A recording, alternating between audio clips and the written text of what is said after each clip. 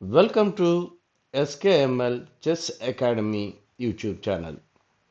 In this video, we will continue to know about French defense.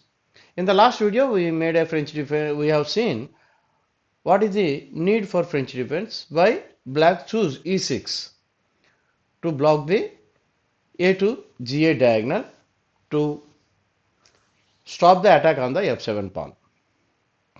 So in any opening, what happens is black may choose the defense, but it is the white which decides which variation in that defense to be continued in most of the openings.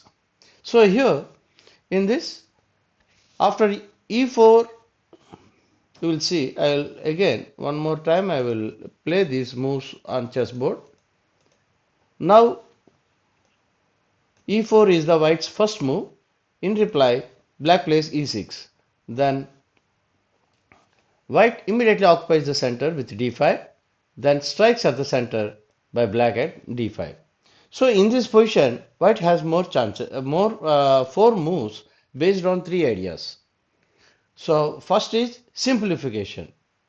First is simplification, that is known as if he chooses to play e into d5. This is the simplification.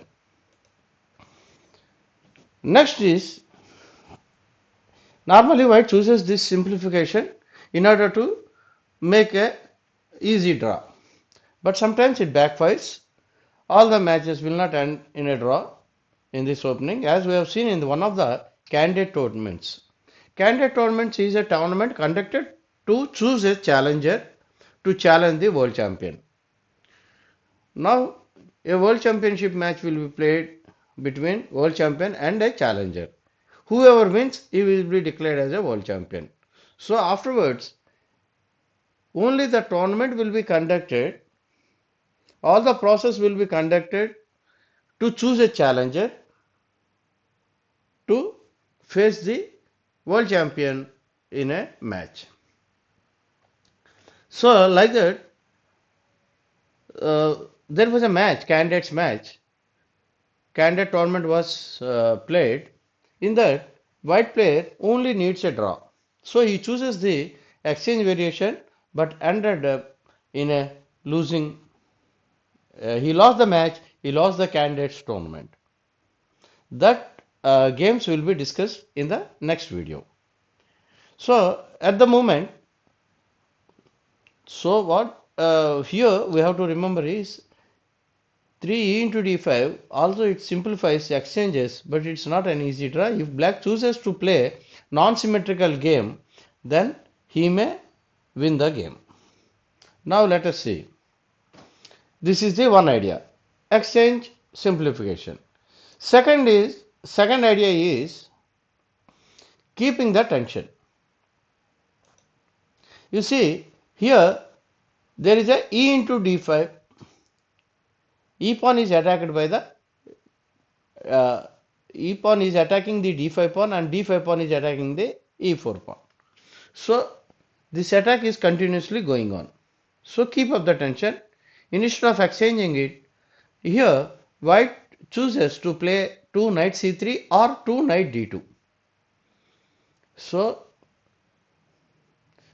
both players have to be careful, always under tension, because at the right moment some either white player or black player may exchange the pawn and may win a advantage position. So since the exchange the tension is there, it is known as the idea behind this knight c3 or knight d2 moves are keeping the tension. Now let us go to another idea. It is the fourth move. It is 3e5, setting up the cramping pawn chain. It is setting up the cramping pawn chain. Now let us see how this variations, and we will see in this video the exchange variation up to 14 moves. So here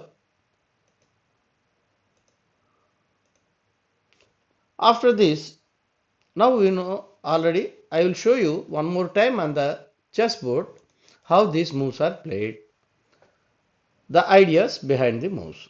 E4, E6 blocking the diagonal, D4 occupying the center, D5 challenging the center. Here, if E into D5, E into D5, this is known as a exchange variation. Here, instead of playing exchanging E into D5, if white prefers to play knight C3, this is keeping the tension. There is another move available for white, knight D2. It is also keeping the tension. Now, this is the fourth move is playing E5. Here you can see the natural square for black's G8 bishop knight is F6, but white is controlling the F6 square. So basically the E5 move is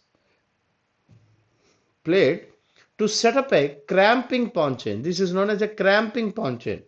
You see all these moves, whenever you have a white pawn on E5 and D4 and black pawn on E6 and D5, this is known as a cramping pawn chain.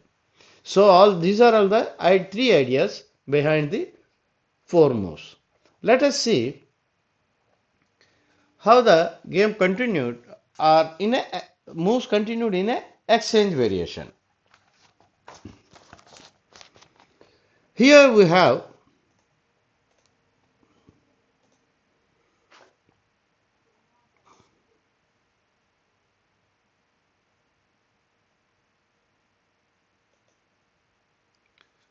let us see the exchange variation. So let us start from beginning. White plays E4, black plays E6, white plays D4, black plays D5, and here white prefers to play E into D5, E into D5. Here in this you can see the two problems of the black solved. One is why black chooses the to play French defense to block this diagonal A to G8 diagonal. So it is already blocked by D5 pawn. But earlier if the E6 pawn is there, then the diagonal of C8 H3 diagonal is blocked, not available for the black's light square bishop. But now since the exchange was carried out, so this diagonal is also available. So almost all the problems of black is solved. Now the exchange variation is played by white in order to force a draw. In that event, what black should play is black should break the symmetry. If black chooses, what is the symmetry? If white develops the bishop, black develops the knight. If white castles on the king side, black prefers to castle on the queen side. These are all known as the unsymmetrical play. But whatever you play, your move should not be guessed by or should not be known to opponent. That is how you have to trick the opponent. Let us see. Here, after the fourth move, knight f3, develop knights before bishops is following the opening principles. But here, black broke that principle. You see, he developed his knight, black developed his bishop, breaking the symmetry. So, why black developed this bishop is, you will come to know, because if black intended to play knight to e7, then he has to move his bishop first. Now here, white played bishop d3. The reason behind this is he want to castle the king side and put his rook on the rook e1. But here you see, when white develops his bishop, black develops his knight.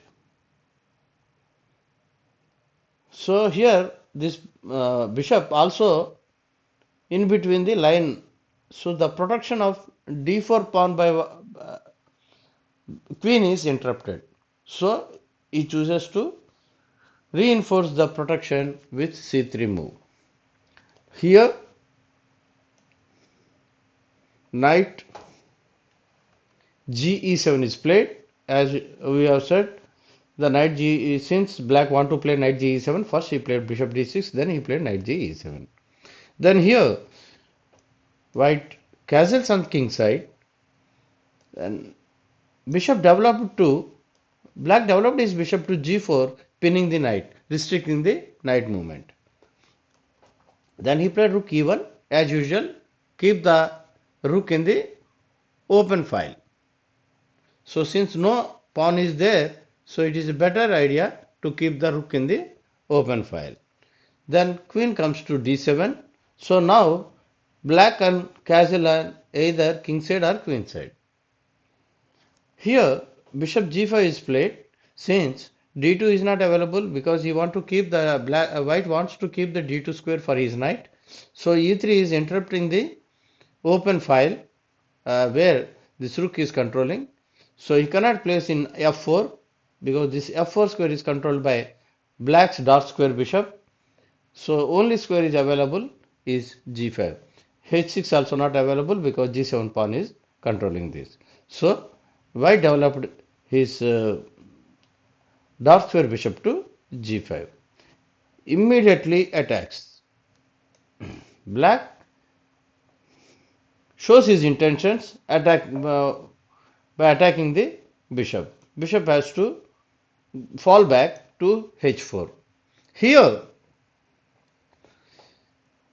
everybody plays normally. We choose to play safe to castle queen side or king side. But here black chooses first to play h5. It also protects the bishop, also opening up the line of the h file is this move also. In future if it is exchanged, bishop is exchanged, then this will be, the line will be opened up for the rooks. So here his last minor piece developed to knight b d2. Here he played g5. First he attacked this bishop. When he bishop goes to here, he exchanges the bishop. Normally black players think that his dark square bishop is the most precious one. But since it is a exchange variation where both of his bishops can play an important role, so here he chooses the only defender on the king side, the bishop. Another defender is already pinned by this light square bishop. So bishop into g3, h into g3. Now here he castles on the queen side. So this is all the 14 moves we have seen in the exchange variation. I hope you understand the ideas behind this French defense. And one more time, I thank you all the new subscribers who joined recently for their cooperation, and all the subscribers for their cooperations. And I hope you will continue extend your cooperation to this channel. Thank you very much one more time.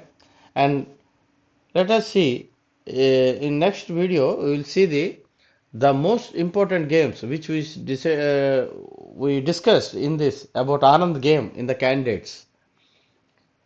Till then, goodbye. Thank you very much.